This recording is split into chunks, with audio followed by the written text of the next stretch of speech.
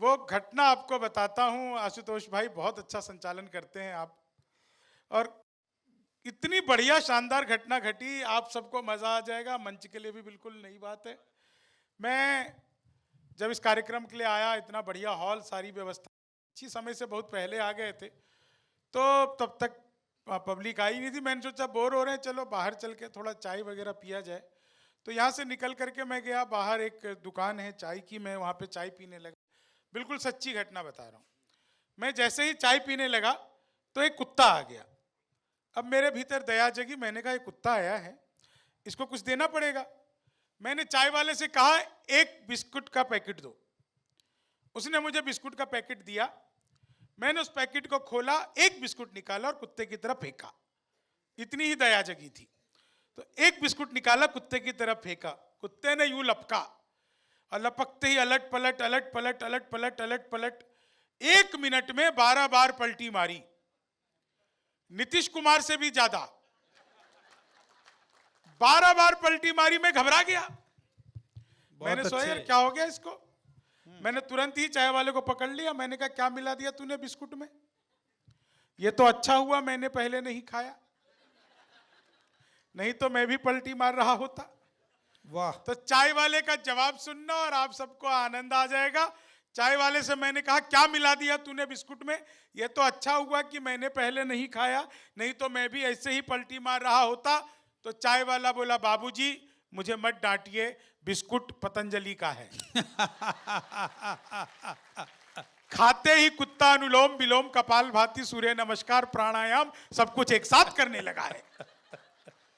तो मामला बिल्कुल ही अद्भुत है। क्या बात है। देश अपना बहुत अद्भुत है। यहाँ पर तो आप लोग साहित्य के सृजक हैं, अध्यापक लोग हैं। अध्यापकों को तो मैं स्कूल टाइम से भी दूर से प्रणाम करता था। पास जाने की हिम्मत तब भी नहीं होती थी, अभी भी आप लोगों को मैं दूर से प्रणाम करता हूँ। लेकिन मैं एक घटना आपको और बताता हूँ।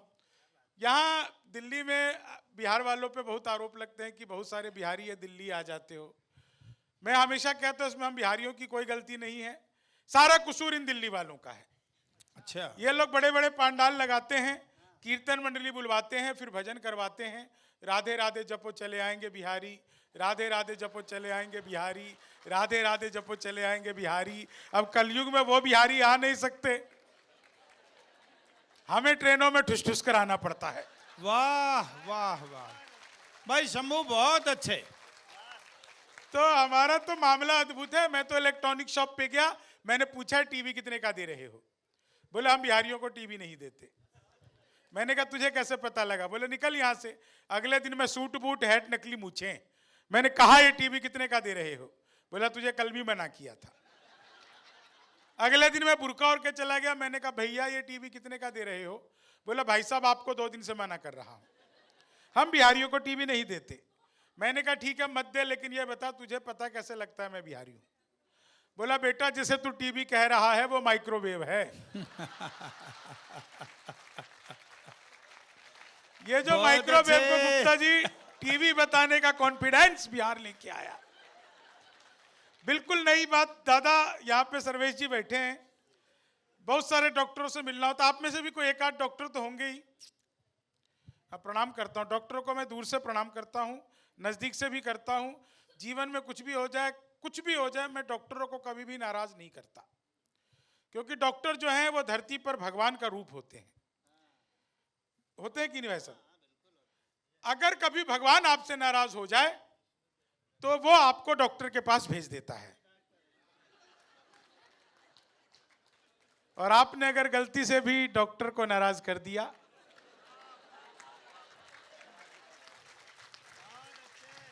तो आपका भगवान के पास जाना तय है।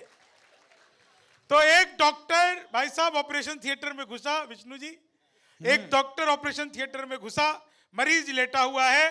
मरीज को देखते ही डॉक्टर ने कहा पांडे घबराओ मत। इतना सुनते ही मरीज उठकर बैठ गया। ऑपरेशन थिएटर में मरीज उठकर बैठ गया। बोला डॉक्टर साहब लगता है आप किसी गलत मरीज का इलाज करने आ गए, मेरा नाम पांडे नहीं है। तो डॉक्टर ने कहा मैं जानता हूं, पांडे मेरा नाम है। मैं खुद से कह मैं खुद से कह रहा हूं, पांडे घबराओ मत। तो इतने में वो देखा मरीज ने कंपाउंडर के हाथ में फूलों की माला,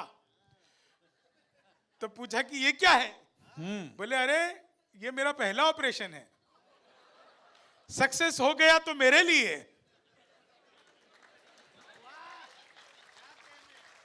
नहीं हुआ तो तुम्हारे लिए। तो मामला बिल्कुल अद्भुत है। कई लोग अभी आए हैं, ये वही लोग हैं जो बच्चों को समय पे आया करो।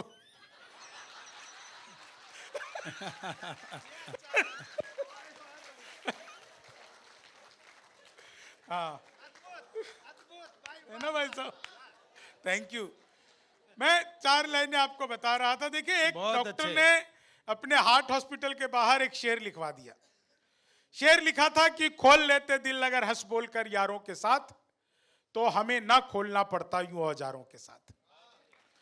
जीवन में एंजॉय के लेवल को बढ़ा लीजिए तो एंजियोग्राफी करवाने की कभी भी जरूरत नहीं पड़ती। बहुत अच्छे। हमारी सबसे बड़ी समस्या यही है कि हम लोगों ने हंसना छोड़ दिया, मुस्कुराना छोड़ दिया। मैंने तो पिछले दिनों मोदी जी से पूछा, मैंने कहा मोदी जी आपकी नीयत क्या है? मोदी जी बोले मेरी नीयत पाक साफ है। क्या बात है, वाह वाह वाह वाह। वो पिछले दिनों चीते भारत आए थे, तो मैंने चीते से भी पूछा, मैंने कहा तुम भारत आ रहे हो, तुम्हें यहाँ आते हुए डर नहीं लगा? बोले नहीं, हम वहीं से बीजेपी ज्वाइन करके आए हैं।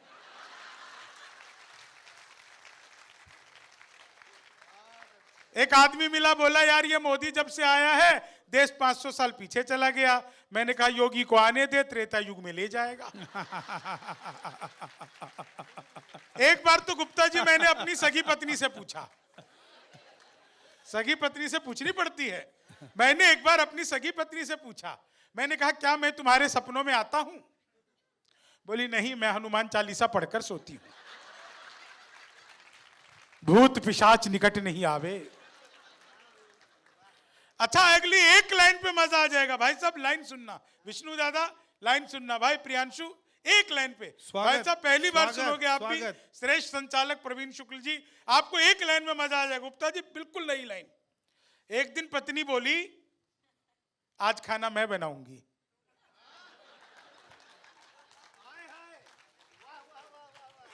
मैंने कहा धन्य हो गए, जो सबसे अच्छा आता है बना ले। भाई साहब मुंह बनाकर आ गई। हाँ, लेकिन उसने बनाई पनीर की सब्जी। मैंने उसमें पनीर ढूंढा, कहीं नहीं था। मैंने कहा ये कैसा पनीर बना दिया तूने? बोली खोया पनीर। मेरा एक आंसू गिरा, उसी में टपका। मैंने कहा ये रोया पनीर हो गया। मामला बिल्कुल अद्भुत होता है। महिलाएं हंस रही हैं, बहुत अच्छा लग रहा है। एक रिक्वेस्ट करना चाहता हूं, घर पर भी ऐसी रहा करो।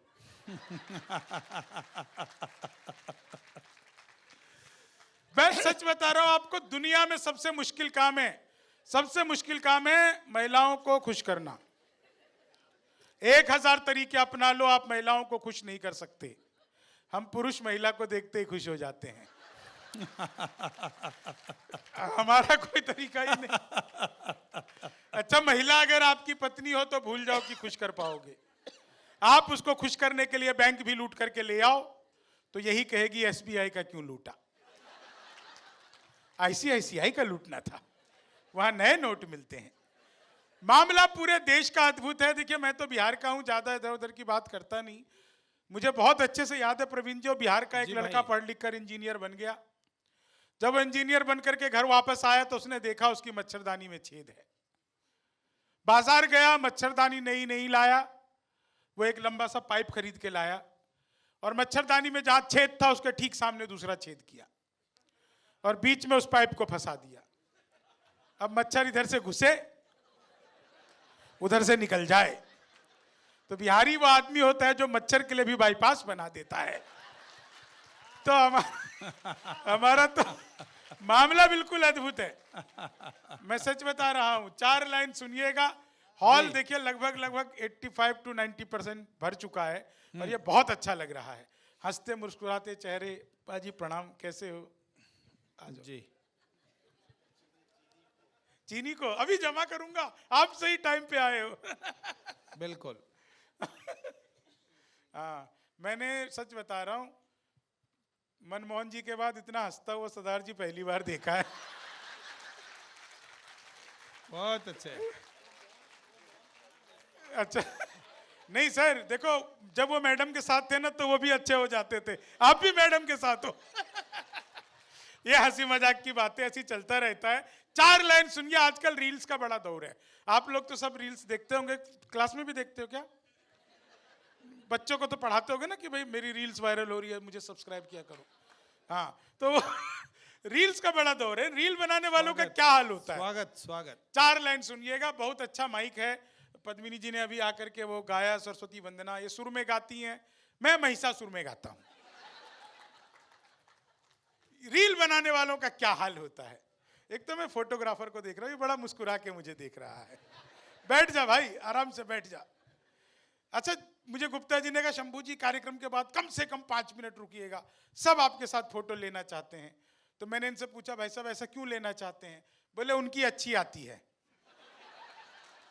तो आप मेरे साथ जो फोटो लेता है उसकी अच्छी आती है। बहुत अच्छे। तो 4 लाइन सुनिएगा, रील बनाने वालों का क्या हाल होता है।